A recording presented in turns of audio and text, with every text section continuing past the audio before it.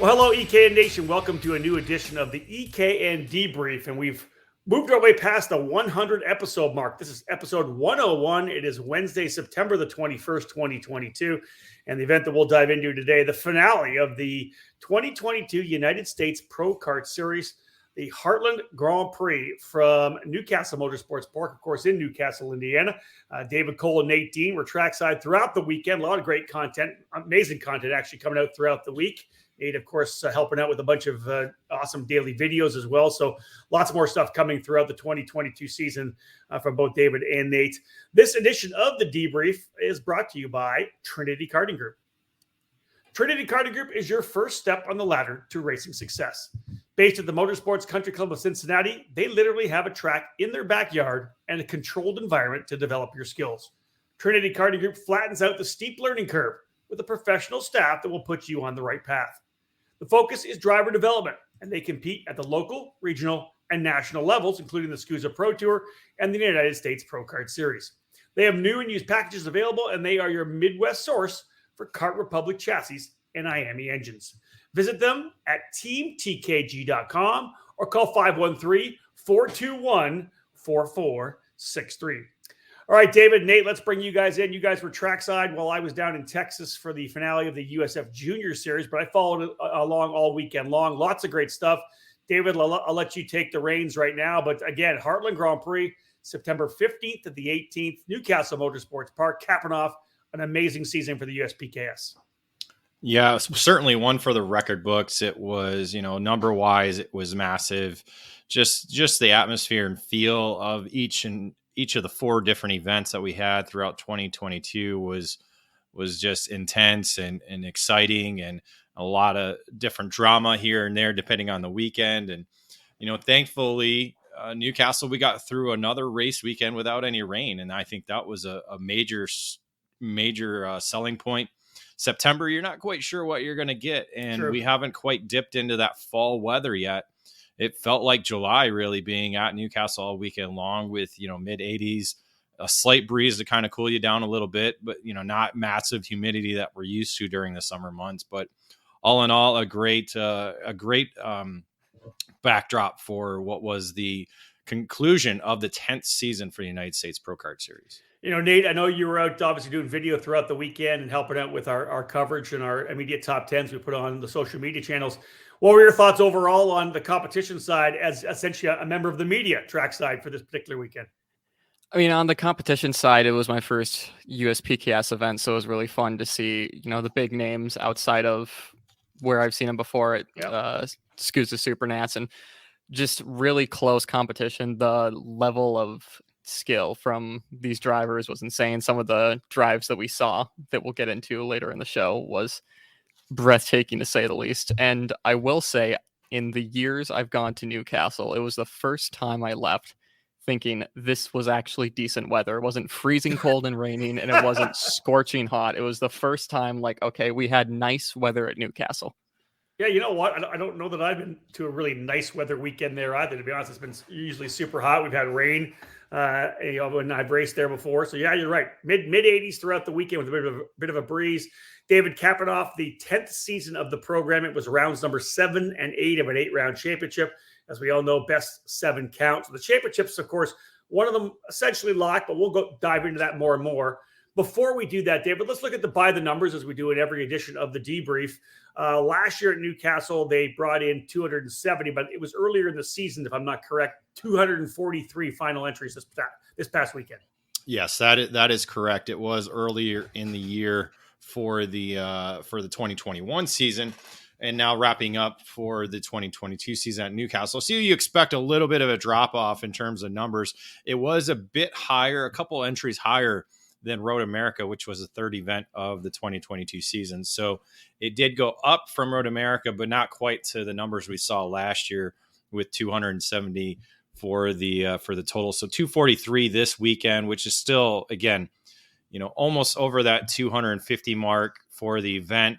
And again, this has been the only event we've seen over the last 3 years under 200 entries was the 2020 Road America event with 165. So it's been a great run of 3 seasons of basically every event over the 200 mark, and nothing quite like having 60 drivers again.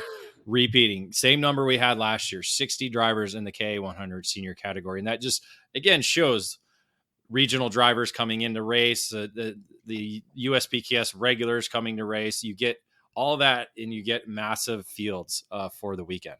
Yeah, what I found was interesting was, indeed a drop of 27 entries all total from last year. But you look at a number of the categories. We talk all about the fact that have for 20 years that through a racing season of a particular series, you're going to see drop off throughout the end. Some drivers are no longer in the championship fight. It gets closer to the start of school. Maybe the budget gets tight. You're always going to get less and less at the end of the year. But KA100 senior, exactly the same as last year at 60. KA100 junior actually up 7 to 50. So both those categories unbelievably strong. There's 110 drivers just in KA. And Mini Swift drops 1, down 9 in micro. The biggest drops obviously were micro from 35 down to 26. X30 Pro from 38 to 27. The next 30 Masters from 26 to 16 rather. Masters, we've seen a drop in national level participation across the country. But otherwise, David, there's a couple classes still super strong. Yeah, the numbers are still strong. Masters, that's something we've noted over and over again. And again, the 16 drivers that are there, I mean, you can throw a towel over all of them because they were all right there. It was so close and great competition and all that. And same with, X30 junior, 28 drivers. Yeah. Over half are capable of winning in the weekend. And then you throw the X30 Pro, with 27 drivers, again, all of them with the capability of winning. It's just certain drivers kind of show the way a little more than others. Indeed. Now, I'm scrolling down. Must if we're going to jump into this in the next one. I don't think you have it down there. Let's jump into this right now real quick before we cap off this segment. One of the things when we did the by the numbers in the outlet preview was there was going to be a last chance qualifier for KA100 senior. I wasn't trackside, so Phil, me, and everybody else who maybe hadn't been in there, they elected to start all 60 drivers, right? What was the motivation to not do the LCQs? I never got a definite answer as to why. It did help, give us a longer lunch break, but USPKS typically has a pretty good lunch break already in the schedule. Really, I think it just boiled down to is Newcastle's large enough. That's essentially what we got, from talking with people was that it's large enough. So why not? And I just, I'm totally against that. You set a format, you set a standard throughout the year. 45 has been that number. And I'm not sure why you bounce back from that. Yes, 15 people are going to go home, but they also have the opportunity to race their way in. And some people, don't, and it just can't happen. I love having the same format throughout the season. I understood why they changed the whole Friday qualifying situation. It just wasn't working out. People weren't behind it 100%. I understand that, but this is a certain point. This is a situation where, say, a championship contender had an issue in the pre-final. Well, now they're starting all the way back in 60th rather than 45th if they were able to race their way through in the LCQ. And you got to stick with the same type of format. Again, it deals with championships. It deals with just, again, a professional series. You don't see Formula One changing the format on the fly unless it's weather or safety related. It's just, I don't get that. And again, KA100 junior, it should have been 45. They should have had an LCQ and 5 people should have went home. I like that, sticking with that format. Back in the day, it used to be 36. So there'd be a lot more people going home if we did it back in the old day, and they did it. We used to get what? Remember WKA Daytona Kart Week? I mean, we would get 60 entries in some of the sportsman categories, and they would send home 24 drivers. They would not race in the main event. Yeah, indeed. And I've always loved the LCQ. I've always loved the that extra bit to try to get into a race. The last chance qualifier is always some of the funnest races to watch. It's do or die at that point, right? So. All right, first break of the action. This edition again of the Debrief, number 101, as we dive into the USPKS finale from Newcastle Motorsports Park, Trinity Karting Group, our sponsor. When we get back, we'll dive into the Paddock Pass. Stay with us. More to come.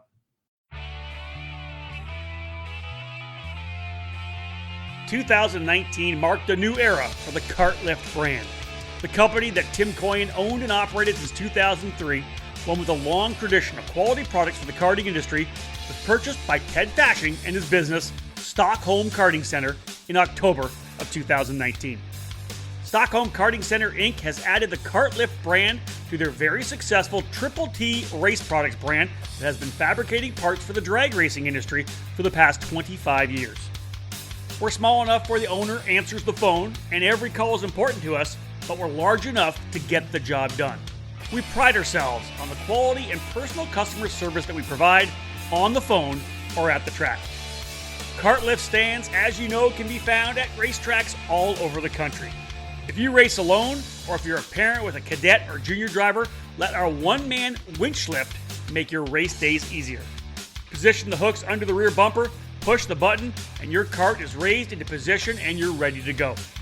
We have traditional cart stands, single upright storage stands, cart lift stackers for storing 2 carts at once, tire changers, and skid plate kits. Kart lift stands are available at the finest kart shops around the country, or you can order online at kartlift.com. For more information, give us a call at 877-777-8020. That's 877-777-8020. Get a Kart Lift and leave your crew at home.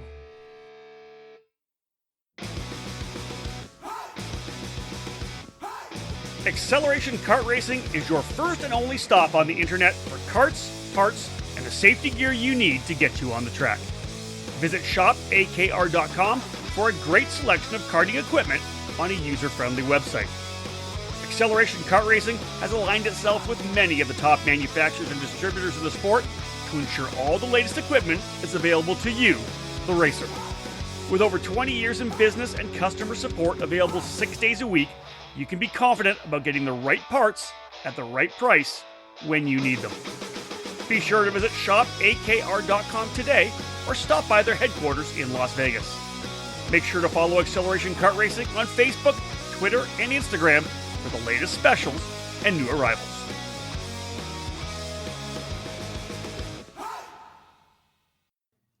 Welcome back to episode 101 of the EKN Debrief, our race report podcast, all part of our EKN Trackside Live coverage. We'll dive now into the Paddock Pass, where we look a little bit outside the racing itself, some of the stuff that may have happened in the paddock or within the event itself. Franklin Motorsports, a sponsor of this edition of the Paddock Pass. Franklin Motorsports is a leader in the karting industry with over 50 years of combined karting experience, and they can provide you with everything you need to go racing. With a large online product selection, select track support events, and a wide variety of shop services, Franklin Motorsports is your complete karting source. They specialize in IAME engines, Tillet seats, and of course, their championship-winning Merlin chassis. They've been supplying racers with start-to-finish support at race events for years, from providing a helping hand at a weekday test outing or a club event to full arrive and drive packages at the highest level of competition. For all things karting, visit franklinkart.com. All right, David, let's just jump in with the very first and foremost thing here when it comes to the Paddock Pass, and that is essentially the USPKS and IAME reinstating the result for Rocco Simone from Road America, an issue with the air box. Dive into a little bit of that, unpack it a bit, and tell us more about it. Yeah, they sent out a statement prior to the weekend that they have discovered that some of the airbox tubing was not coming in at the regulation height. I believe they were coming in short. That was the reason for the disqualification of Rocco Simone. So IAME has discovered some other tubes that have been, coming from the factory that were not measuring to the standards. So that disqualification was reinstated. So essentially made for an interesting Micro Swift championship heading into the weekend, because that propelled Simone to be a bit closer to Ashton Woon in the championship chase. So added a little bit of championship drama heading into the weekend. Again, both drivers still needing to do what they needed to do, and we'll talk a little bit more about that when we get into the race report. But yeah, again, just USPKS and IAME making sure that parts and all the tech situations are consistent and remain as they should be. Indeed, that's one of the things we've seen over many years of the sport. Sometimes it does happen where it actually comes from the manufacturer or the parts supplier. It's not that somebody actually, they bought a part, bolted it on the cart, or bought it whatever and went racing, and that's happened before. So I like the move on. I know that some people probably weren't super happy about it, but again, it's when it's a part supplied by a spec program. You always want to kind of have a little bit of leeway, I think, for those buying the product. So it's a good customer service move, of course. And as David said, we'll dive into it later and see how that kind of affected the way the weekend rolled out. One of the things we see mid-season, David, occasionally is drivers starting to move to new equipment. And one of the key moves, I think, a driver we've seen win championships in the cadet categories, Enzo Vidmontien, making the move over to Motaz Sport, who also moving over to the Kart Republic program. So kind of a dual whammy in terms of some not so much silly season, but mid-season movement. Yeah, this one kind of affects the industry and also a driver, making the move over to Motaz Sport is Enzo Vidmontien racing with Team Benek prior to that. Again, as you alluded, Supercard USA and USPKS champion in 2021 in mini Swift category. So again, this has been his junior season in 2022. Racing again with Team Benek, now making the move over to the Kart Republic brand, which is now under the Motaz Sport operation. So Motaz Sport now among the Kart Republic dealers out of their base in Western Florida, out there at the Anderson Race Park there, north of Tampa Bay. And so a little bit of a change for Motaz Sport. They're still representing Burrell Art product. They have a lot of that in stock. But moving over to the Kart Republic brand and welcoming new drivers under the tent that weekend. One of the things we've talked about throughout the season too is, and David, you brought this up many times, that there's been kind of a shift and evolution in terms of the staff with the USPKS, different race directors, Blake Hunt in there now. Give us an update on how things worked this finale weekend. It's still kind of a moving target. With Jason Ludwig leaving after the Orlando event, the USPKS is still trying to find, kind of the nucleus. They had a strong nucleus there for a long time, and now they just got to find the right pieces and parts that kind of fit together. Again, much like a driver and a team, the officials kind of have to mend and form a chemistry as well too, to kind of understand how each other work and how they see things and how they call things. And that's just, again, one thing that the USPKS is kind of striving for. I think the tech department obviously does a phenomenal job. They've had Rick Jump there and Tim Anderson for a long time overseeing that side of things. So, with Jason Ludwig leaving, it's still trying to find that core nucleus. And then Blake Hunt still, trying to find his position as the race director. It's not an easy task to learn. He does have some experience at the club level, but when you get to an event level, this is, let's face it, it's bigger numbers than Supercard USA Pro Tour. Yeah. So it's a lot of different personalities and characters and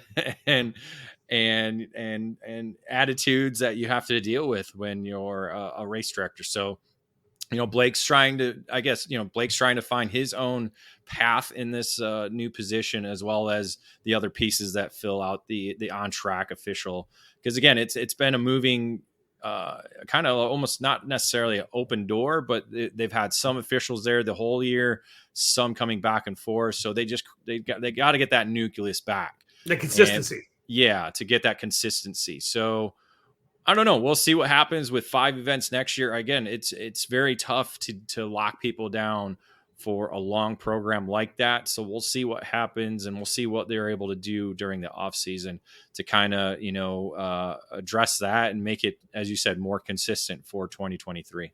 There it is, your Paddock Pass presented by Franklin Motorsports. A little insight into the weekend. Another quick break. We get back. It's time to dive into the class-by-class race reports, which will be brought to you by CRG Nordam. Stay with us, folks. Episode number 101 of the EKN Debrief. Back after this quick break. It all started in 1994 when former successful kart driver Albino Parolin decided to move his passion for karting from the track to his small workshop. That's when Parolin was born. Fast forward 20 years, and Parolyn's passion for the sport led to the company rejoining international competitions as a factory team in WSK and CIK FIA races, with the aim of enhancing the research and development process, immediately achieving notable results around Europe, North America, and Asia, becoming the CIK FIA Asia Pacific KZ champion in the same year. Parolyn USA is North America's source for Parolyn products, and we run a factory team at all of the major Superkarts USA and Rock Cup USA events. The Parolyn chassis lineup for 2021 includes the Invader Shifter, the Le Mans Tag single-speed chassis for junior and senior classes, and the 28mm mini kart for the cadet classes. Parolyn has been winning races all over the world, and it's on top of the podium in the USA as well, with drivers like Kai Sorensen, Mateus Orjuela, and Alessandro De Tullio. Get on the chassis that's winning. Drive a Parolyn. For more information, head to ParolynUSA.com.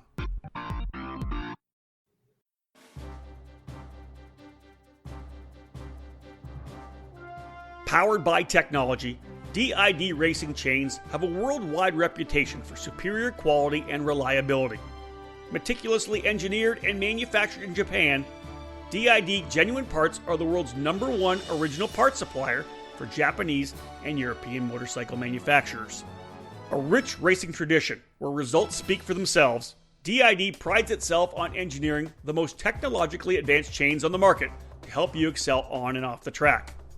DID's SDH pin treatment creates an extremely hard chromium carbide layer on the pin surface that houses a soft inner core to absorb extreme shock loads.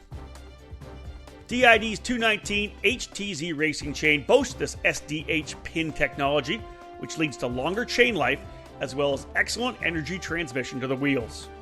Available in the gorgeous gold, the 219 HTZ is the ultimate racing kart chain. Pick up a DID chain at your local dealer today, because when winning is the only thing that matters, go with DID. Welcome back to the EKN Debrief, episode number 101, where we take a deep dive into the finale of the USPKS for 2022. The race report now up, brought to you by CRG Nordam. Here we go. CRG is one of the most iconic brands in karting, and they're primed and ready with new material and a never-ending focus on winning. CRG Nordam is the North American distributor for all CRG products. Based outside Houston, Texas, CRG Nordam supports CRG dealers across the continent, reaching every corner of North America. Check out the new CRG KT5 for tag and shifter racing, the Black Mirror for cadet competition, and the FS4 for Briggs. Longtime CRG drivers will be happy to know that the CRG Road Rebel, the standard in quality and performance, is still available. For more information on the CRG product line, head to www.kartcrg.com. And to inquire about a North American dealer near you, please email us at info@kartcrg-nordam.com. All right, David, Nate, this is up to you guys. You guys were trackside here. I'll let you banter back and forth. I'll dive in when I can. But as we always do in these editions of the Debrief, I'll lay out the headline. You can fill in the information. X30 Pro, here it is. The headline: Jones doubles up as Norberg defends series title. It was still a Rollison Performance Group domination up front and all weekend long in the X30 Pro category. This time we had different players in the mix. We've seen Ryan Norberg kind of be the person to beat, came in with that 6-race winning streak heading into the weekend, and that was in jeopardy with both Hayden Jones and Nate Cicero certainly applying the pressure on Saturday. Norberg went out and set fast time in qualifying, but at the start, he actually waved by Hayden Jones and Nate Cicero. I'm not sure if you saw that, Nate, if you saw that or not, but I did from atop the Mazda building, and it was quite an interesting call. It was almost like, hey, in terms of Norberg, I'm just going to work with my teammates to kind of help get away from everybody else. Did you see that, Nate?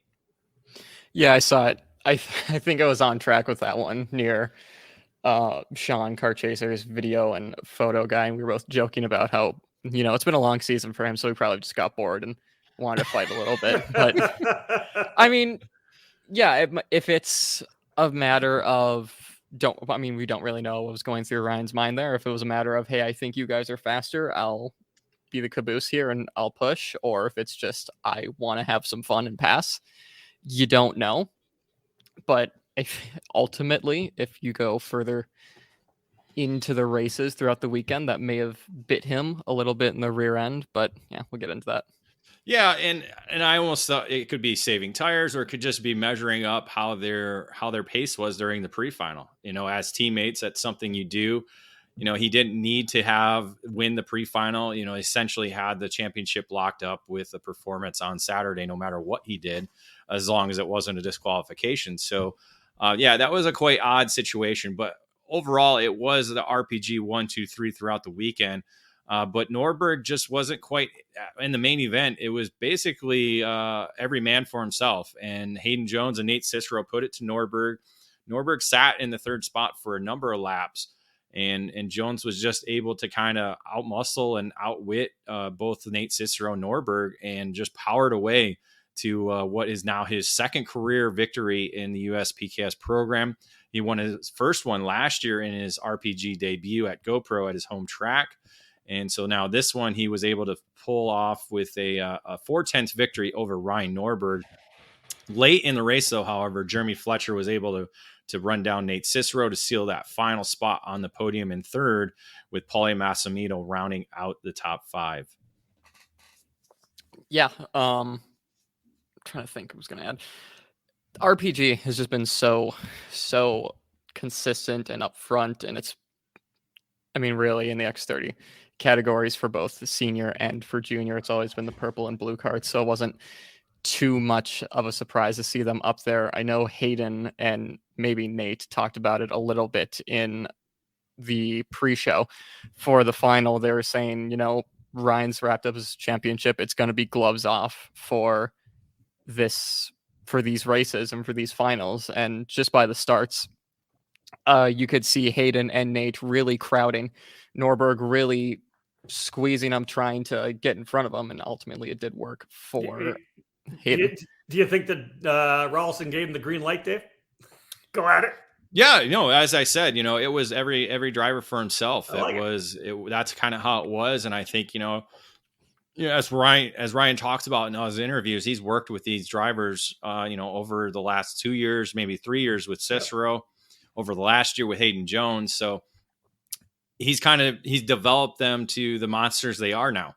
And sometimes, the student gets the teacher, and, that's kind of how it was. And unfortunately it ended that winning streak that we all were hoping to see go to 8. But, history was cut off at 6 for Ryan Norberg. Indeed, the victory for Jones by 4.82, just under a half a second. Fletcher, as just David said, was able to come in there to finish third. Cicero ends up in fourth. And Paulie Massimino rounding up the top 5. Hard charger Justin Adiconis up 8 spots, started 21st. Battled his way up into the 13th position. And David, on Sunday, obviously Cicero was in the fight all day on Saturday, came back and started out the day, in style, qualifies P1 to get things underway. Yeah, he did. Nate looked like he learned a little bit from Saturday. As we mentioned, got beat out for the podium there in the main event, and certainly put the work in overnight to try and be quickest on Sunday, and did that. However, a lot of drama happened in the pre-final, and Nate got some great photos of the action. I was actually standing right there watching it. I was not smart enough to pull up the camera and take photos of it, because I knew I saw it coming, and I just didn't have that instinct to put up the camera. But eventually during the race, Norberg got shuffled back to, I want to say, about the 6th or 7th position.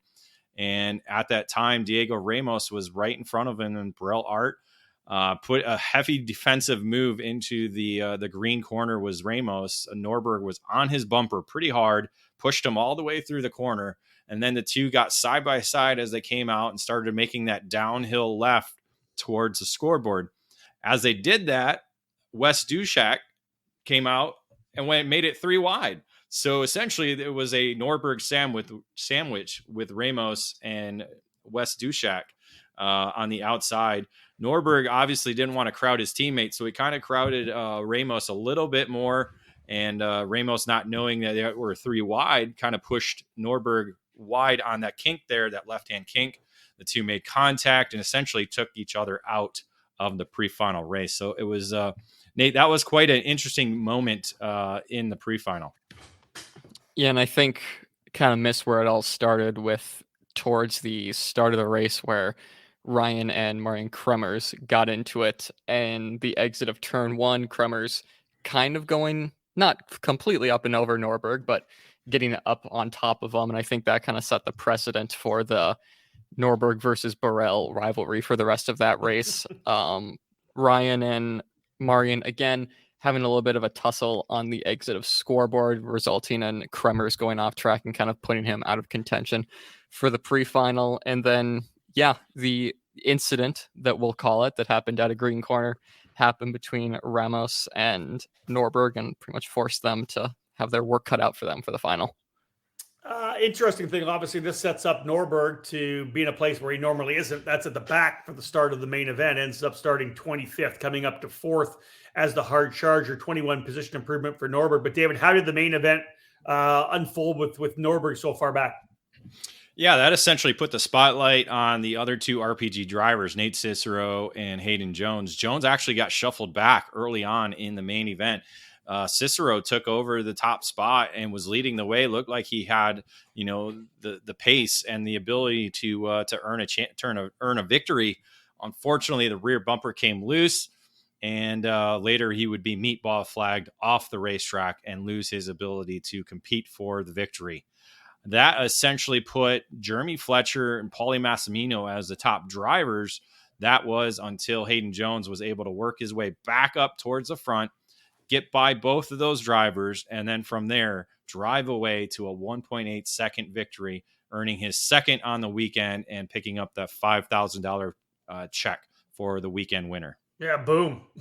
Big money. Good job for Jones there. Fletcher ends up in second, as David had said. Marian Kremers third. Norberg, as I said earlier, the hard charger coming from 25th up into the 4th spot. Paulie Massimino, another top 5 finish. So good overall weekend for Massimino as well. The points, of course, were pretty much locked and loaded coming in. Norberg ends up with a 429-point advantage over Hayden Jones coming in second. Paulie Massimino not that far back in third. 2 top 5s in the last 2 races of the year, helping him. Weinberg, David, and Kremers rounding out the top 5, but we don't usually see those big of gaps in 4th and 5th, 600 plus points back, because Norberg was just the dominant factor all year. Yeah, when you get 6 victories to start off the year, that essentially locks up the championship in an 8-round battle. And it was a good battle. Kremers put in a fight, was second at one point. It was a great little battle for second as Jones kind of drove away from the rest of the field. So again, a talented top 5 there in the championship chase with Jones, with Massimino. Weinberg, again, not having a great weekend. I think that hurt him. He had the ability to either be battling for the second spot on the championship podium, but just didn't quite have the speed all weekend long, where Massimino on the CRG, both under the Speed Concepts Racing tent, certainly had the speed all weekend, placing 5th both days. And then Kremers, again, world championship talent, just again trying to find his rhythm there in the single speed category. Well, we'll stay with the senior class. We'll go to a different engine. We'll go to the KA 100. And we do see a lot of drivers do double duty in several different categories. In KA 100 senior, it's a totally different top 5 in both races. We'll talk about that. Let's have a look at the headline, boys, as we go into KA 100 senior. Miles and Lemke win as Stanfield claims title. Yeah, this is one of the tight championship battles heading into the weekend. It included Stanfield, included Lemke, and also included the championship leader at the time, Jeremy Fletcher. Unfortunately, Fletcher just did not have the speed that we saw in the X30 Pro category in the KA 100 Senior. So a little bit of an opposite weekend for him, as he's been so good in the 100cc divisions. Out front, though, again, a number of different drivers that were in the mix. This category had the 2 split pre-finals. So we had top qualifier Alex Stanfield showing the way in the odd pre-final until Christian Miles made his way up to the front of the field in his senior debut. Pre-final even Brandon Lemke, a former winner and again championship contender heading in the weekend. So picking up good amount of points there with a pre-final win in the even race. Main event, 5 drivers essentially in the lead group. But the clear cream of the crop was Christian Miles. Just something about his speed all weekend long was just phenomenal. was able to get up to the front late. And then towards the end of the race was able to hold off Alex Stanfield in a little bit of a drag race to the line. Stanfield just not quite enough of that top end speed to be able to nip Christian Miles at the line to where it was only 86 thousandths of a second between the two at the checkered flag. So Mick Gabriel, a good weekend for him, started off Saturday with a podium third place finish. So I think that was his first career podium at the USPKS program. Lemke ended up in the fourth position with Logan Adams, the Comet Kart Sales generation driver, finishing in the fifth spot. One cool note you have here, David, that I thought was really cool is that 5 different engine builders in the top 5 on that main event. That's really cool. Yeah, that was something I looked at while we were sitting there on the scales waiting for them to go across the and weigh. You know, you had BBS with Christian Miles. You had the Allison Racing Engines with Alex Stanfield. AEM with Mick Gabriel, so their in-house program finishing third. Vulture Racing Engines with Lemke, and then the Comet Racing Engines with Logan Adams. So quite a unique top 5 there, including not only the engines, but the drivers and also chassis as well, too. John Burke scoring the hard charger, 46 spots up, 56th, almost the very tail of the field, ends up finishing in 10th. David, you have down contact here in the pre-final, but what a great run for John Burke. Yeah, a couple of incidents, not only at the start and then later on in the opening lap for John Burke, where he eventually was retired. It certainly had the speed all weekend long, was among those challenging at the front on Sunday as well. Just unable to cash in on a top 5 finish for Burke, but certainly a great drive on Saturday. Let's talk about Alex Stanfield. The opportunity for him to win this championship in KA 100 Senior comes out of the gate. Of course, a second place finish in the final on Saturday, but qualifies on pole in Sunday. Ends up winning the pre-final as well, David. Seems like he had a focus on getting the job done. Yeah, I talked to him in the post-race or post-day interview, and he certainly was focused more so, I think, than he did at the Supercarts USA Summer Nationals. Went into that weekend as a championship contender, but came up short, just didn't quite have the performances he needed. So as we talked about Saturday, had a good performance, essentially was P1 in the championship chase, finishing second to behind Miles, who's making his first senior start. But Sunday got the points in that he needed with the bonus points in qualifying and then winning the pre-final. Christian Miles ended up in the even pre-final, so he was able to come out with a victory in that as Stanfield and Miles led the field to the green flag. But it was Brandon Lemke. Lemke was able to join up with Alex Stanfield at the front of the field, and those two worked together, broke away from the field, and essentially decided the victory on their own. Again, Stanfield with not quite the straightaway speed he needed to win the drag race, as Lemke was able to edge him out at the checkered flag by 29 thousandths of a second, leading only that lap for the victory. You got to think that Stanfield had in his mind too, hey, I can give Lemke this win. He can have the win, but I'll take the championship. He went for it. He just didn't quite have that speed coming out of I-70 and down to the start-finish line. Yeah. You saw it. Lemke essentially sat back there and kept pushing him down the straightaway, kept pushing lap after lap. So, Stanfield had the setup. He got through the infields great, and again was able to break away. Knew exactly what he needed to do. He knew that the Lemke, victory wasn't going to hurt him in the championship run by itself. So, again, a great, smart weekend for Alex Stanfield to grab what his career second championship at USPKS. Pretty impressive. Lemke with the win by 29 thousandths of a second. Stanfield in second. Christian Miles third. Josh Holtz in fourth. And Logan Adams rounding out the top 5. Nate, what do we have for the hard charger? Hard charger, Emerson Reed, obviously not going to equal the 46 spots gained by John Burke, but still 38 spots from 54th to 16th. Incredible drive from Reed to get up to that spot in the final. Had a less than optimal pre-final. I believe he got hit off or had mechanical issues. I saw his post earlier in the day, but forget that what it was from. One thing I would like to add is we've been talking about the 2 senior categories and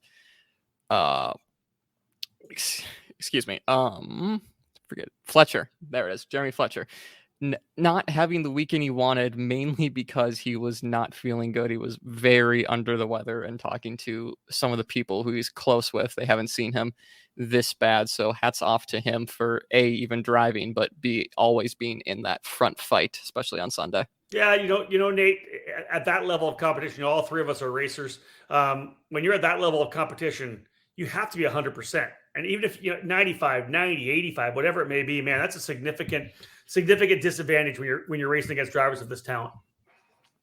Yeah, especially in, like you said, with this talent in the K Senior and the X30 Senior fields are some of the most competitive in the country. I mean, Norberg said in his interview with David on Sunday that USPKS is if not the most competitive series in America right now. So for Jeremy to be up front and fighting for wins when he's not feeling good is incredible feat for him, and hats off to him on that. Yeah, agreed, 100%. And Go, Dave.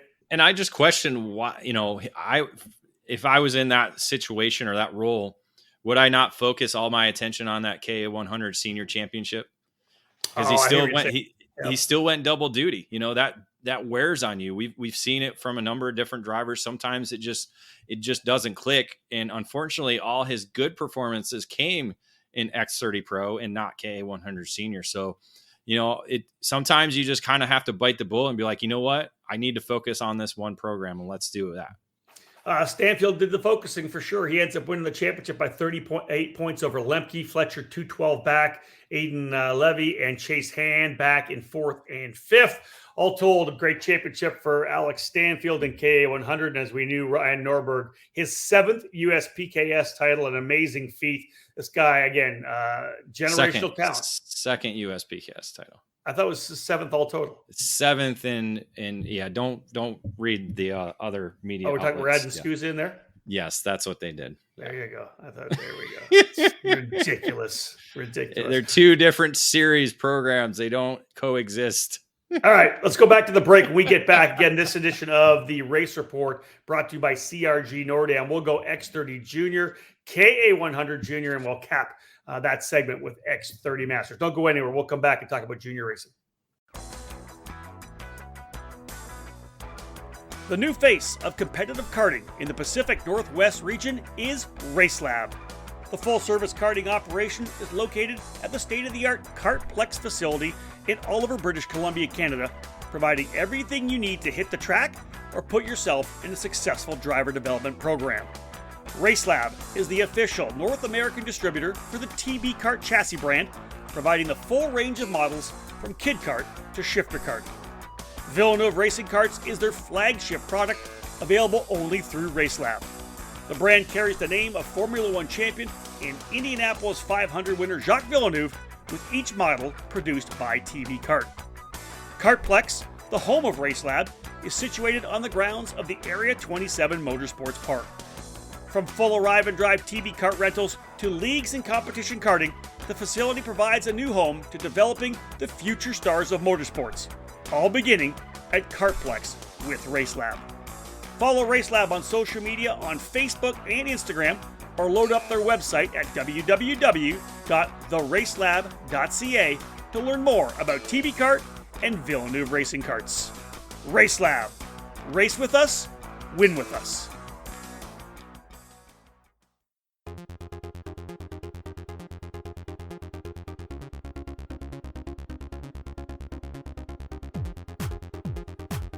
You can buy all the latest and greatest products on the market, but when you're karting to win, it boils down to one thing: you, the driver. Gain the knowledge and abilities by investing in yourself at the Alan Rudolph Racing Academy, and you'll find those extra tenths of a second you need to put yourself on the podium. The school was established by SuperKarts USA Hall of Fame driver Alan Rudolph, with decades of victories and championships in multiple forms of the sport, including other disciplines of racing. The Alan Rudolph Racing Academy, located at the Speed Sports Racing Park in the metropolitan Houston area, is designed to teach driving skills at all levels. The instructors at the Academy have decades of racing experience and educating drivers of all ages. Classes at the Academy will teach the concepts and skills needed both behind the wheel and off the track.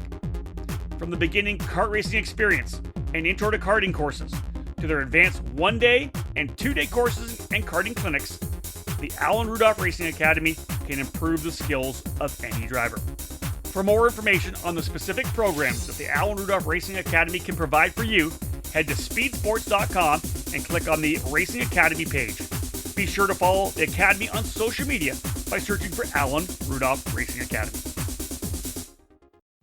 Welcome back to episode number 101 of the EKN Debrief. We'll cap things off with the finale of the USPKS Series, the Heartland Grand Prix from Newcastle Motorsports Park. CRG Nordam, the sponsor of our race report section of this edition of the Debrief. Rob Howden here with David Cole and Nate Dean. Guys, let's jump into the X30 Junior class because a couple drivers stepping up to get some solid championships onto the resume. We'll start with X30 Junior. Here's the headline. Double win weekend hands title to Gaffera.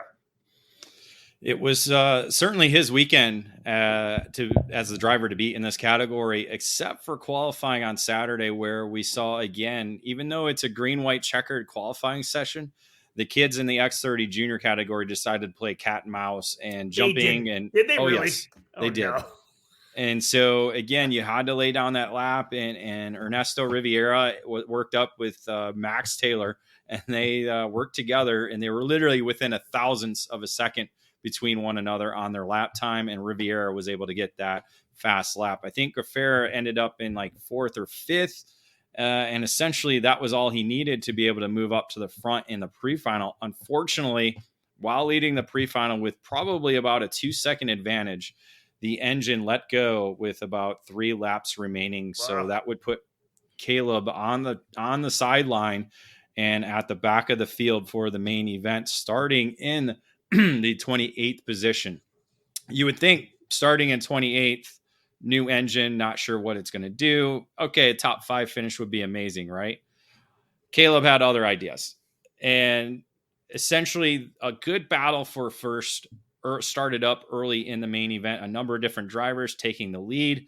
That allowed Caleb to close up, get up into the lead group, and essentially knife his way through that group and be able to get up into the lead by lap 13.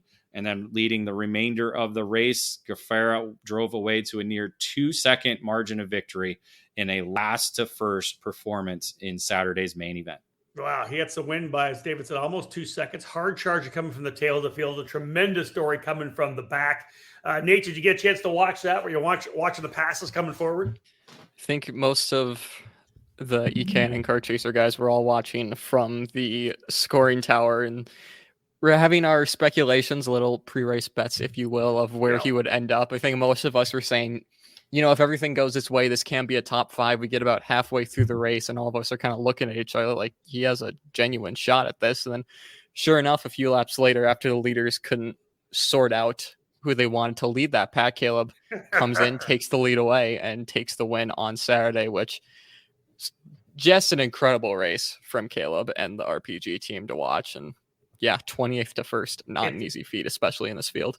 Guys, it's one of the things about Newcastle too, isn't it? With the 2 long straightaways into the hairpins, that when the leaders aren't playing nicely, when they're not realizing they need to get away, the minute they start going 2 by 2, either into I-70 or into scoreboard, it just stacks everything up and it brings everybody back into play.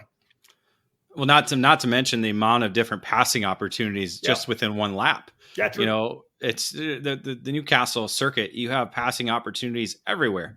And so you could easily go from 5th to 1st in one lap without a doubt, as long as everybody's close and right there. So, that has a little bit of an element. It's a little bit different than Road America. Road America's probably got maybe 3 to 4 good passing opportunities. This place you can pass wherever. So if I have to start at the back, I'd want to do it at Newcastle. David, I would have to think that Gaffera getting a lot of momentum, a lot of confidence after coming from the tail of the field like that, right? I got this handled. I'm going to win this X30 Junior Championship. He showed it on Sunday, came out, qualifies on pole, wins the pre-final as well. Yeah, essentially swept the action on Sunday, kind of essentially went unchallenged as he got down to 3rd early in the main event, but essentially fought his way back up to the front and then just put down lap after lap. It was just a phenomenal performance, drove away to a near 5-second advantage. And I want to say his fast lap of the race, which was the quickest lap of the race, was on lap 18, the final circuit. Wow. Max Taylor coming home into the second spot. Sebastian Weldon in third. Enzo Vidmontiana, we talked about in the paddock pass into fourth. And Teddy Musella rounding up the top five. Nate, what do we have for a hard charger in this one? So Gavin Witt, 13 spots from 26th to 13th. Again, on a track that is easy to pass on, but also hard to pass on at times, especially like we said, in a field this challenging. But yeah, good overall race from Gavin. Yeah, Gaffera puts another title on the resume as he outguns Max Garcia by 106 points. Aiden Ingrata right in there as well in third. Teddy Musella in fourth, and Weldon fifth. Any other surprises, David? X30 Jr. Surprises as in anybody step up? Anybody struggle? Not so much. Garcia, came in as a championship leader. As we saw, he was right there on Saturday, finished in third, just not quite having the pace. Again, I think he was a target, coming in as a championship leader to where, everybody should have been looking at Caleb because of the speed that he had. The RPG guys stepped up and certainly battled the rest of the field. So that certainly helped Caleb in his charge to the championship. But again, the quality of drivers in this category is phenomenal. Any one of these drivers have the ability. It's, again, who makes the least amount of mistakes and who can be the most consistent. And for this weekend, it was Caleb with the 2 victories. Yeah, David, listening to the race on EKN radio as I was driving, it seemed to me as well like Garcia was in that battle from 6th back to 10th or something like that on Sunday, and they were scrapping back and forth. Yeah, as we said, in the Saturday main event, everybody wanted to lead. Nobody wanted to work together, and I think that doesn't help Garcia having no teammates out there. He's essentially by himself. He's going to get up against Aiden Ingrata, who he's had a lot of battles with, and Caleb. Mm-hmm. And then you throw in the RPG guys. They are trying to work together as much as they can. You throw Weldon. Weldon's kind of out there by himself as well too. So that's just essentially what it boils down to. These kids were scrappy and didn't want to partner up with anybody to be able to run down a leader or to break away like we saw in KA 100 Senior or even in some of the cadet races. All right, let's move to KA 100 Junior. Here's the headline: Meza takes first career championship following wins by DeLong and Gaffera. Yeah, qualifying set interesting surprise as we saw Luke Powers, one of the Midwest region drivers, put down a flyer, put down a lap in qualifying to be able to put himself at the front of the 50. Was it 50 carts that they had there? 50 carts in the KA 100 Senior category. So again, a good lap by him. Unfortunately, kind of shuffled down the order as they ran through the pre-final and the main event. In the pre-final, it was Caleb Gaffera up to the front, scoring the race win there. And in main event, though, however, it was a number of different drivers. Again, many of the same we saw in X30 Junior, all up there battling and trying to find their way to the front of the field. Towards the end of the race, a little bit of contact between Max Garcia and Elio Meza allowed Parker DeLong to kind of slip through and inherit the lead, and actually inherited about a 2-second advantage due to the contact that was in, I believe, cell tower corner. And that essentially gave DeLong the victory, a much needed victory in his championship bid, coming in second in the points as DeLong would pick up his first victory of the season. I don't think I've ever confirmed Fernando Luque or Luke's last name. I got to figure that out. Fernando Luque. Yeah, sounds. Yeah. That's what I've been saying from the beginning. But Elio Mesa ends up in third, Luque in second, Gaffera fourth, Ernesto Rivera in the fifth spot. What do we got for the hard charger, Nate? So Cooper Shipman making up 32 spots, taking advantage of the pack racing that we see in the KA categories here at Newcastle. He started 49th, made his way all the way up to 16th. Man, good for him. 46, David, all the way up to 14th, excuse me. That's good. 32 spot improvement. Hey, listen, that's worth the money right there when you're able to come that far forward. Yeah. David, Max Taylor got out of the gate quickly on Sunday, qualifies on P1. Yeah, again, one of the RPG drivers doing double duty, as it was RPG all day in the KA 100 junior category. Taylor picking up fast time in qualifying. Ernesto Rivera picking up the win in the pre-final. However, Caleb Gaffera, I believe he started on the outside of the front row, was able to get the jump at the green and go on to lead wire to wire for what was his, I want to say third victory on the season, driving away to a near 6-second advantage by lap 18 and the checkered flag. Yeah, Rivera coming home in second, Elio Mesa in third. That enough to be able to pip Garcia, who finished right behind him in fourth. 40 points between first and second, and then just 38 points back to Caleb Gaffera. Had Gaffera maybe had a better day on Saturday, he may have found himself fighting for a championship again like he did in X30 Junior, but instead, Mesa gets his first title, put that on the resume over Garcia, Gaffera, DeLong, and Shipman. And speaking of DeLong and Shipman, David, a little bit of action there as well. Yeah, some off-track situation involving mechanics and parents. Basically a fight at the scale. Trying to film. I was going to do championship filming. This was the first category on the racetrack all weekend long. Was going to try and film, championship celebration at the scales. Unfortunately, as I was beginning to do that, a fight broke out between Mr. DeLong and I believe Cooper Shipman's mechanic, along with a couple others involving the Iron Rock Motorsports team. Unfortunately, Rick Jump there was the only one there to break it up. I tried to get in there, and I got in there a little bit later than I could have or should have. And again, I said some heated words because, again, still infuriates me.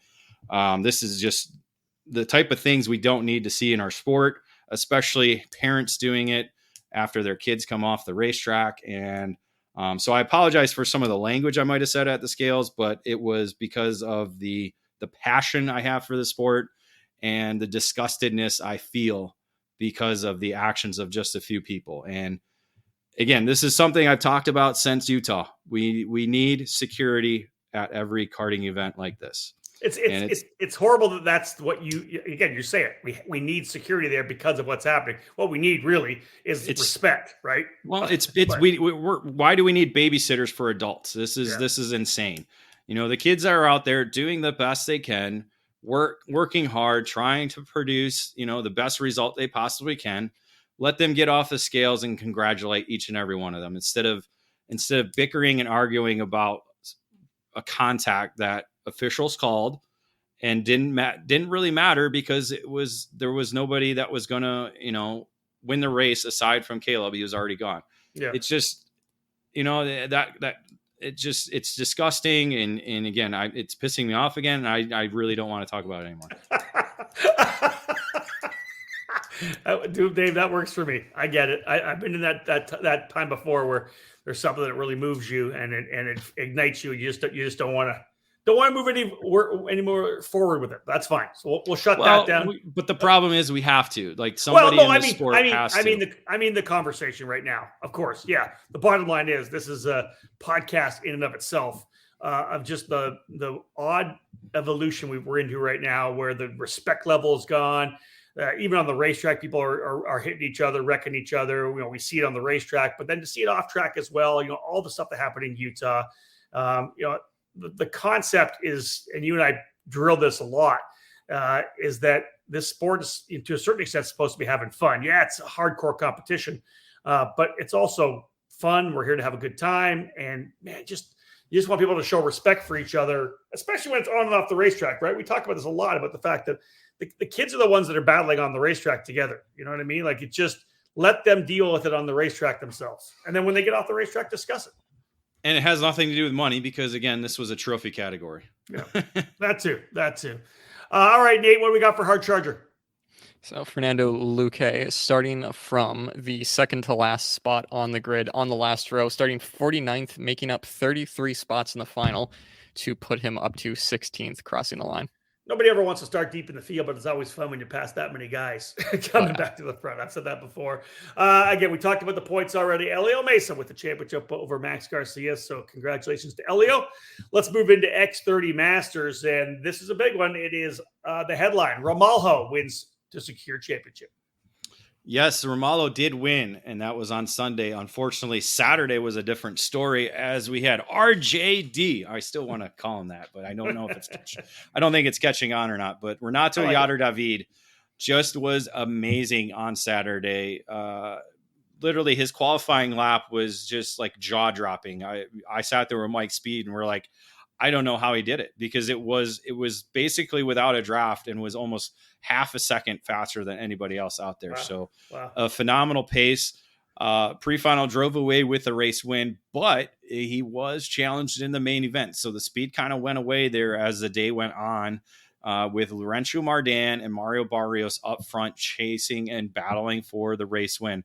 Barrios was actually in the lead when they received the white flag, but he got shuffled back to third, and so that's where he would end up, as Renato Jader-David was able to edge out Mardan by 73 thousandths of a second at the line for his second victory of the season. Unfortunately for Barrios, coming in for leading the championship, was essentially given 6-second pushback bumper penalty, as he had no nose clamps on the nose piece. They were all completely gone. So with no nose clamps, the bumper was basically just sitting there dragging around. And that is unfortunately a 6-second bumper penalty. Wow. And dropped him out of the top 5, and certainly cost him some valuable championship points, as that would elevate Scott Kopp into third, Scott Roberts into fourth, and Nicky Coella in fifth. Now, based on your notes here, Ramalho was P6, but had a penalty for contact himself, dropping him to 10th. Exactly. Yeah. Ramalho just didn't quite have the speed on Saturday, just kind of struggled with some pace, and finishing across the line in 6th, but ended up in the 10th position due to a contact penalty. Scott Roberts with a hard charger. In fact, gets hard charger in both races, 12th to 4th in race number 1. Looks to me like RJD came out of the gate again on Sunday, David, and kept rolling. Yeah, again, quick early on, had that super fast lap once again in qualifying. I don't think it was quite the half a second advantage that he did have on Saturday. As the field closed up a little more, he was battled or pressured in the pre-final, but was able to pull off the win. And then in the main event, it was as if everybody found that boost of speed, as we had probably a 6-driver lead pack filled up, and would put on a pretty good show. A lot of exchanges, a good clean passing, a lot of hard racing.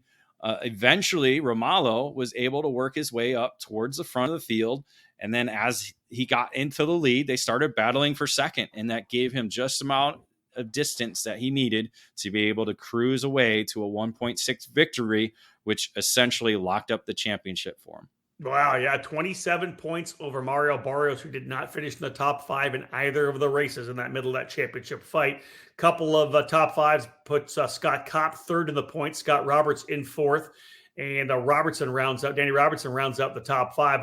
As I'd mentioned, Scott Roberts, the hard charger in both races, starts 12th in race 1, 15th in race 2. Guys, Nate, what happened? Did you know what happened to Scott in the pre-finals?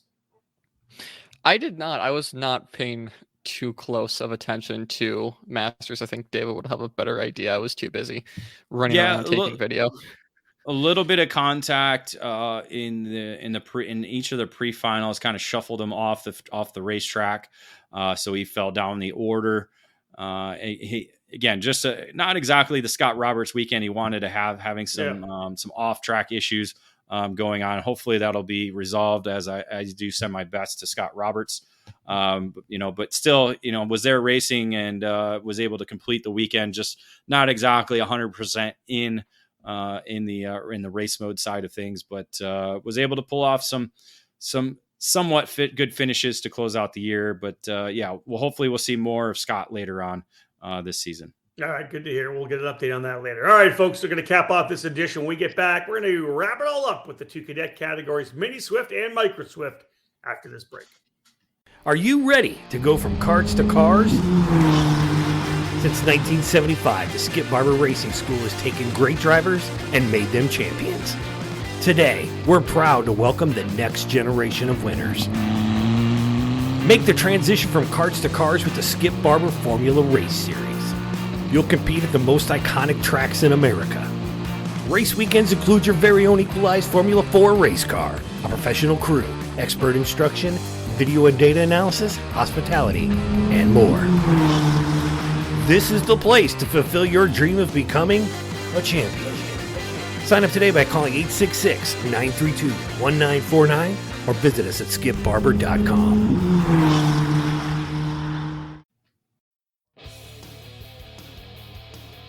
History, success, family. Those are the three words that can describe Comet Kart Sales, one of the longest tenured karting businesses in the United States. The family-owned operation located just outside of Indianapolis has provided karts, parts, and services for thousands of racers in the near 6 decades of business. Their online store features everything you need, continually adding new parts to their product line. From full karting packages, new engines, spare or replacement parts, and safety gear, find it all at CometKartSales.com. Their Comet Racing Engine service has won multiple major events and championships over decades of karting and continues to offer the best trackside service in the industry, specializing in IAME X30, IAME Swift, and other 2-cycle power plants. Make sure to head to CometKartSales.com or call them at 317-462-3413 to be part of the Comet Kart Sales family today. Back at it to cap off our race report segment of this edition of the EKN Debrief as we dive into the USPKS finale from Newcastle Motorsports Park. The race report presented by CRG Nordam. And let's jump into Mini Swift. Here's your headline. Harvick completes championship run with 5th victory of the season. This was an interesting weekend in the Mini Swift category. We've seen a lot of competitive racing throughout the year. Harvick came in winning 4 straight, so that was obviously kind of the focal point. But a lot of the drivers stepped up. They were there to put on the challenge, certainly quick enough and capable enough of being able to pick up victories. One of them being Alessandro Truchot, the new Mini Swift rookie. I believe he won the Micro Swift Winter Series Championship for Superkarts USA. So I think a lot of his the international racing that he's been doing has helped kind of make that transition do well and was able to pick up fast time in qualifying. But was, however, Harvick able to score the win in the pre-final in Harvick fashion, knifing his way back up to the front of the field. Main event, however, was quite interesting. It was essentially a race to the line, and Cameron, I'm going to get that right. Carson Weinberg, correct? I always mix. See, I know, we always do. I don't know why I do it, Rob. I don't know. Either. Anyway, Carson Weinberg was able to establish himself as a leader coming out of I-70 and came across the line with a provisional victory. In an exciting race. Unfortunately, however, he was removed from tech regarding an exhaust measurement. This was something that kind of went over into Sunday as they had to confirm some measurements and double check things. And so this race wasn't official essentially until Sunday morning when they declared that the exhaust was indeed illegal, thus taking the victory away from Weinberg, moving him to the tail and out of the off the results, and moved Harvick to the top spot of the podium, which essentially locked up the championship on Saturday for him, scoring his 5th straight victory. Yeah, Alessandro Truchot finishing in 2nd, Kai Johnson 3rd, Devin Wolt and Lucas Palacio rounding out the top 5. Travis Pettit with the hard charger, 28 spots up for Travis, starting in 36th, worked his way up into a solid top 10 P8. Palacio, David, P5 in the main event on officially on Saturday, but came back out of the gate, qualified pole on Sunday morning. Yeah, certainly had the speed Sunday morning. We've seen him quick at Newcastle for a number of times. He loves that racetrack. I believe he picked up a victory here in a Micro Swift category last year. So knows how to get around the racetrack, but it was another driver who knows the Newcastle facility, Isaac Malcutt, who came away with a pre-final win. Eventually, it ended up being him and Weinberg that were able to break away in the main event and made it a 2-driver fight for the victory. Each driver kind of worked, tried to measure each other up, had a couple of passes early on. I think it was Malcutt that jumped into the lead early in the last lap of the race in the far part of the section. As they made their way through I-70, however, Weinberg was setting up for a good draft. Unfortunately, timed it incorrectly and essentially put 2 wheels off into the dirt on the outside. That allowed Malcutt to kind of cruise off to the checkered flag to score his first victory of the season. Yeah, just under 0.2 of a second separating first and second between Malkit and Weinberg. Kai Johnson again on the podium, P3. A couple of good runs for Kai. Tristan Murphy moving up to fourth, and Harvick capping off his USPKS season, his championship season, with a top 5 finish.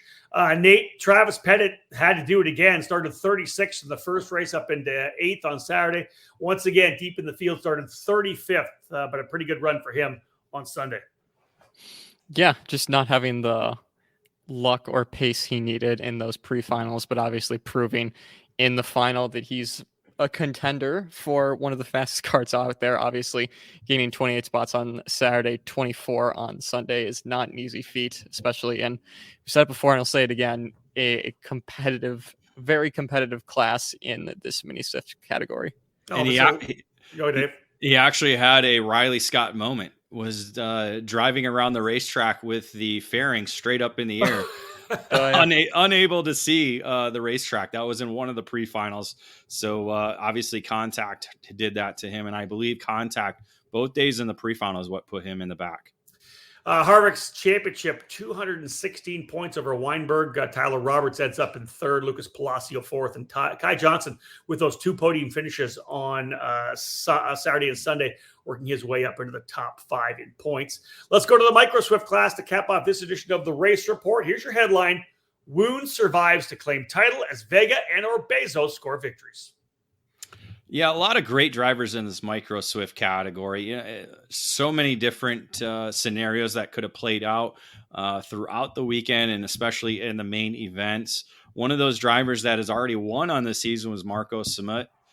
He was able to set fast time in qualifying, but it was Royce Vega, a Road America winner, who won the pre-final.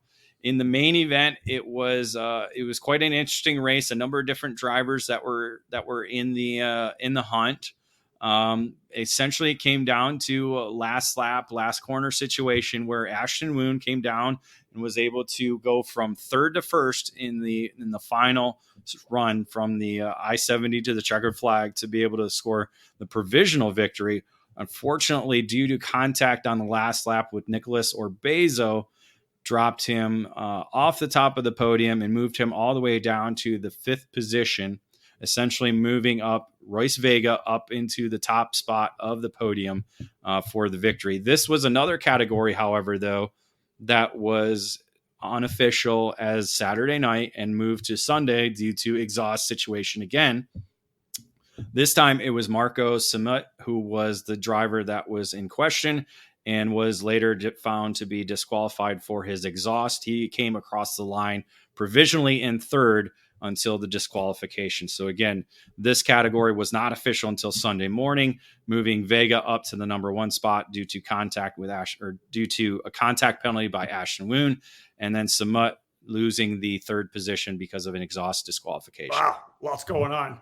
Yeah. So Vega with the win, Simone second, Jacob Majeski in third, on the podium P3, Jackson Gibson fourth, and Ashton Woon in fifth. And of course, they'll do it all again here on Sunday.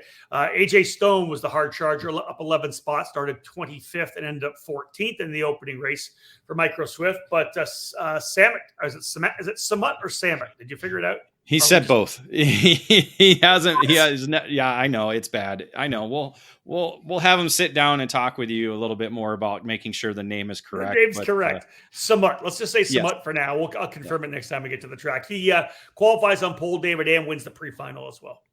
Yeah, again, came back with a brand new exhaust out of the box. No issues. So it was a good redemption story going for him. Come Sunday morning and then through the day, except for in the main event, a little bit of contact shuffled him off the racetrack and out of the race. So that hurt that redemption move. The main event essentially broke down to top 4 kind of getting away. Jacob Majeski was one of those drivers, had a really good performance going. Unfortunately, that last lap got shuffled wide and was out in turn number 2. That made it 3 drivers now battling for the victory. Orbezo was sitting there 4th. He got moved up into 3rd.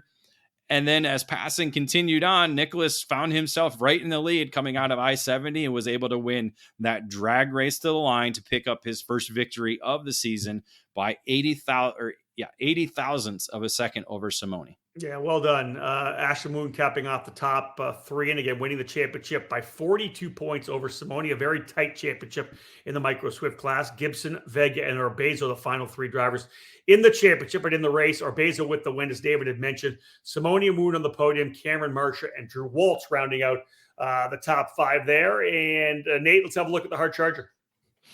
So hard charger gaining 10 spots. Luke Giglio, probably pronouncing that wrong, but starting 18th, making up those 10 spots to get into the top 10, finishing his weekend and his USPKS season in 8th.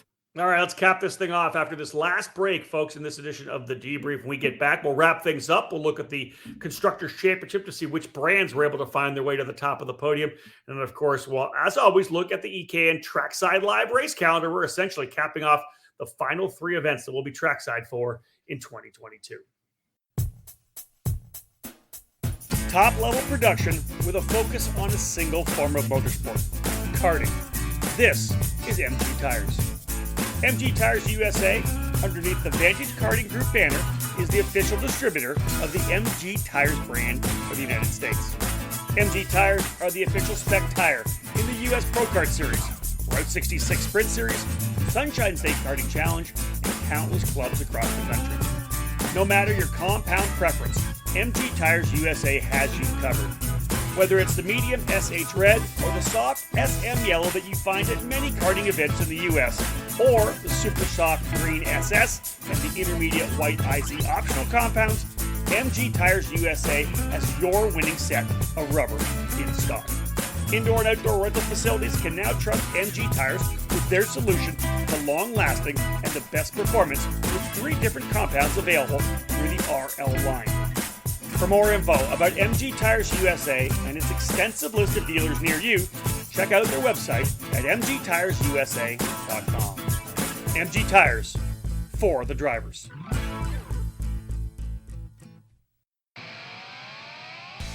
Need race fuel or oil? Hyperfuels is an authorized distributor for several of the brands that are spec fluids in American karting, including ELF and Aspen Sport.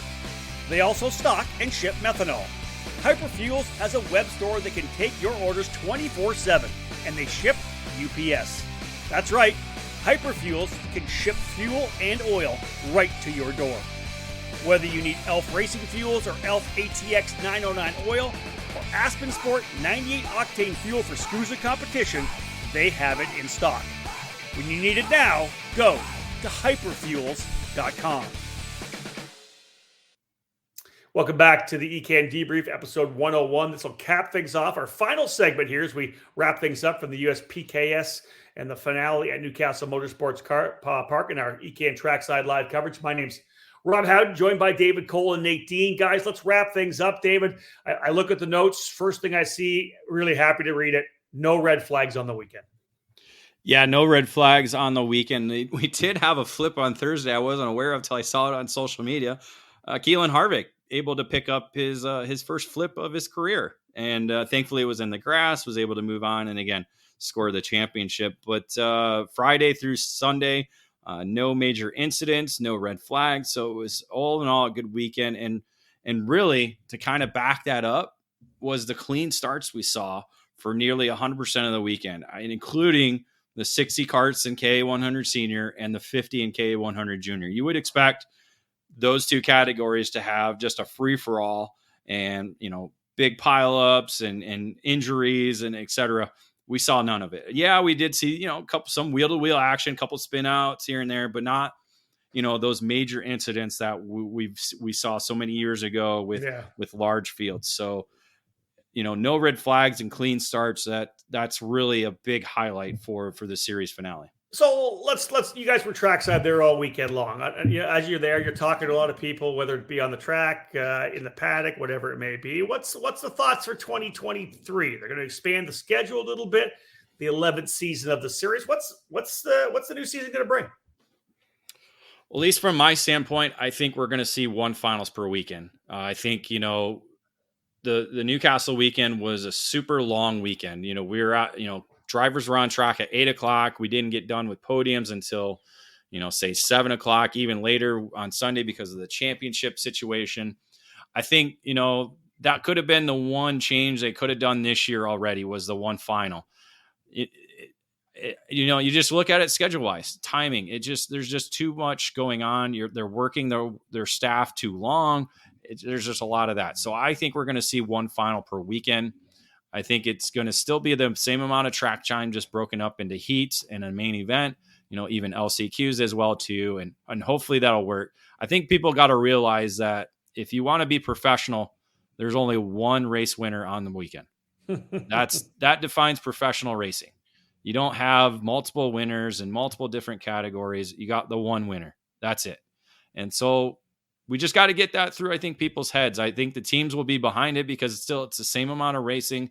It's the same amount of product. It's the same amount of preparation and work ethic. So I think it's more so the parents that we have to get through to see, hey, you're going to be done before 5 o'clock and be able to go to a nice dinner on Saturday or Friday, rather instead of staying at the racetrack till 8 o'clock at night and then trying to find a place that's even open in some of the areas we go to. That's true. So that, I don't know about numbers though. That's, Nate, I don't know what your thoughts are on if numbers are going to get larger, if they're going to stay about the same, or if we're going to see a decrease or because of the 5 events now and expanding the series program. Yeah, I was going to bring up the expanding the weekends to 5. I'm not sure what that will do for numbers. I think we've come off of a very strong season for the series that just seems to be growing since 2020 with over 200 entries per weekend, which has been great for them. And it's for someone who hasn't been to every weekend like you guys have, it's kind of hard to predict, but you could see a drop in numbers for maybe the Texas round or more of the Southern rounds, but then you bring on the hypothetical of, okay, maybe we get more of those Southern drivers and we don't have as much full-time entries, if that makes sense. But yeah, it should be interesting to see.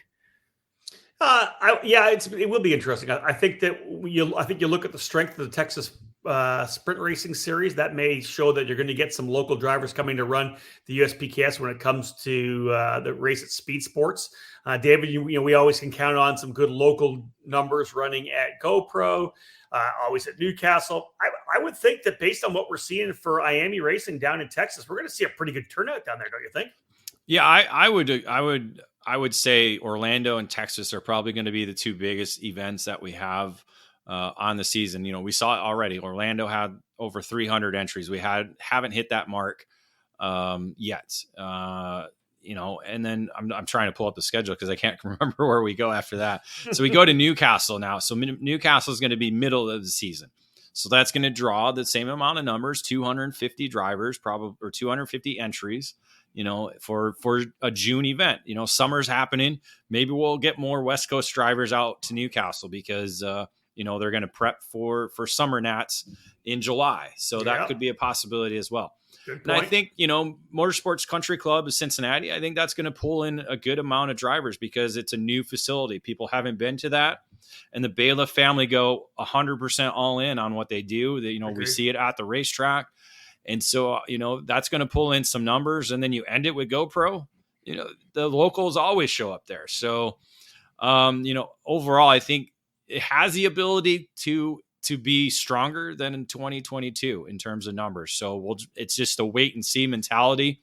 It depends on who graduates into cars. It depends on who doesn't, who graduates the different categories. And again, how many new drivers the teams and competitors are the teams in the series are able to bring in. Yeah, that's it, David. Like, the new people coming into club racing, the new people coming into regional, and the maybe regional drivers looking to step up one more level to run nationally. That's something we could definitely see.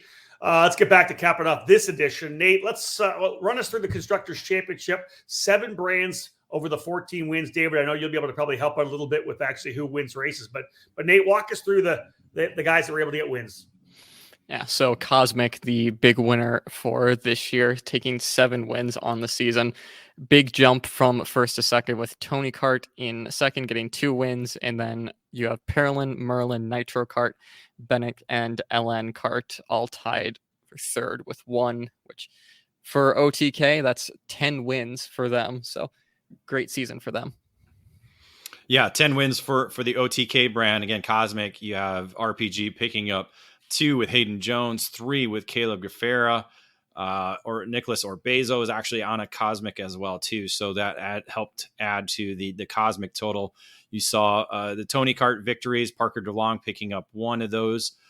Parolin with Keelan Harvick, Merlin, Brandon Lemke, Nitro Kart with Ike Malcutt, and then the Bannock with Royce Vega. And then Christian Miles, again, a great performance on the LN Racing Kart by Christian Miles. Again, you always wonder that transition from junior to senior, and Christian Miles certainly put that to bed, no doubt. Answered that question pretty quickly, didn't he? Yes, he did. I love it. And I think I saw it on social media. Did they not drive like through the night to get to the track and sleep in the car? Did I read that somewhere? Yeah, I think it was Wednesday night. They drove to the racetrack, slept in the car to be ready for Thursday practice. That's amazing. I love that. All right, folks, let's wrap things up. We'll look at the EKN Trackside Live race calendar, where we're going to be over the next couple of months. This one presented by OTK USA.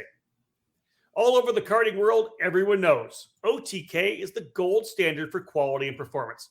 In the United States, OTK USA is the source for all things OTK. From the legendary Tony Kart brand to the race-winning Cosmic, Esprit, Red Speed, and EOS chassis, and now the new Gallard and Lando Norris brands, OTK quality is second to none. To learn more about a specific product line or to find the OTK USA dealer near you, whether it's Tony Kart Cosmic, Esprit, Red Speed, EOS, Gallard, or LN Kart, visit www.otkusa.com. All right, David, here we go. Newcastle for 2 more weekends. I leave next Wednesday. I think we both leave next Wednesday. Nate's coming down as well. The Cup Karts North America Grand National 6 at Newcastle Motorsports Park, September 29 to October 2nd. We'll have a lot of coverage. Nate's going to do the heavy lifting on the coverage because we're doing some driving. Yes, we are. Back behind the wheel. My first time since last year this time. So yeah. Excited to shake a lot of rust off, excited to get back behind the wheel, excited to work with Marshall Martin and the entire Camp Chaos and Target Distributing crew. Get to work with you and Jeffrey again for CRG Nordam. He's coming down. He's got a host of drivers that are going to be competing on the CRG brand. So I think we have nearly a CRG in every category this year, except for maybe Kid Kart. So that's going to be exciting. And again, it'll be great to be trackside with you again, back behind the wheel. Yeah, it's been a while, hasn't it? I'm really looking forward to it. We're going to come out with a full on-track kind of preview either late this week or early next week with the teams we're running with. I'm actually going to be with Brandon Jarsakrak and Precision Performance Karting on a Coyote. I've never driven a Coyote before. I'll be on the new Coyote Zenith. So looking forward to that, running in the Legends class. Going to be a lot of fun there. Of course, as we said, Nate will be there as well. He's going to focus on coverage and photography and video throughout the weekend. So it's first time ever. All 3 of us are going to be trackside. So this will be awesome for what should be a pretty cool run to the end of the year. We'll be there the following weekend as well, David.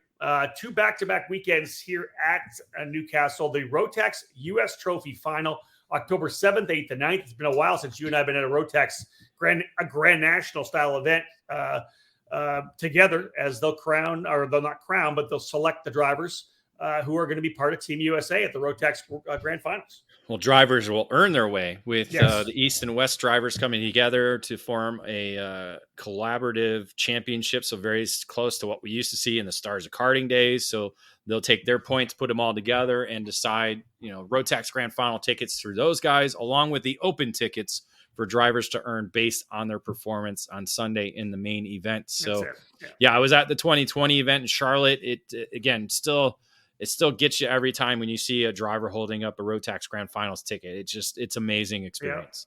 Yeah. Okay, last but not least, we go another month and a bit into November 16th to the 20th. It'll be our final trackside event of the year. At least at this time, it will be the 25th running of the SuperKarts USA Super Nationals at the Rio All Suite Hotel and Casino in Las Vegas. Looking forward to getting back to that one.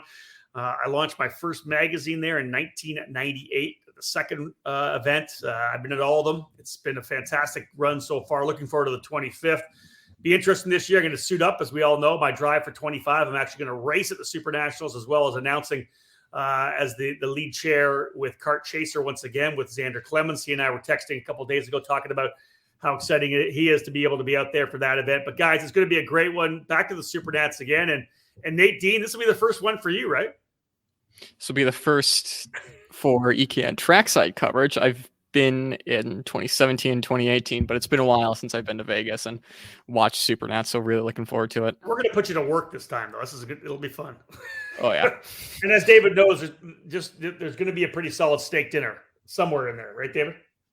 Yeah, you better like steak, Nate.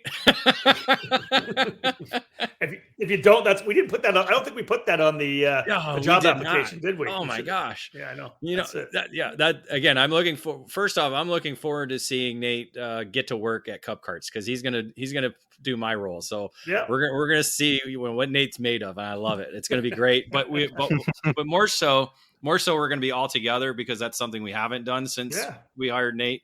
So I think that's more so of what I'm looking forward to getting together. And again, finding out what Nate likes to eat and what he doesn't like to eat, because as we all know, my trials and tribulations over the last 18 years have been quite unique. I literally haven't even asked Nate the question. When we're done this broadcast, when we're done here, we'll ask. I have no idea. Like, what do I need? Do I need to bring is he a vegetarian? I don't even know if he's a vegetarian or not. We'll have to find out. Does he even go to Waffle House, David? Oh my gosh. Oh, hey David, has he ever had In-N-Out? We don't even know. I don't know. We need a whole podcast just on this. We do. This is stuff. It's like going on a first date, for God's sakes. It's been too long, Rob. I can't even talk about that. I know. You'll have your In-N-Out, David. Don't worry. All right, folks. We're going to wrap things up here now. What a fantastic show it's been. Amazing stuff, obviously, because of this program, which has become such a solid, massive program on the East Coast. It really is. As David had mentioned, the numbers are larger than the SuperKarts USA Pro Tour for the most part. So a big series. Looking forward to new things next year for the USPKS. David mentioned 5 events. Will they go to the single final? This is going to be a great season next year, but this one's wrapped up and done. Congratulations to all the champions who were able to score titles. And of course, last but not least, big thank you to Trinity Karting Group, who is the presenting sponsor of this edition of the EKN Debrief. Folks, we're done for this one. 3 more races to come on the season. Cup Karts North America Grand Nationals, the Rotax US Trophy Final, and the SuperKarts USA Super Nationals. On behalf of Nate Dean and David Cole, my name's Rob Howden. Bye for now.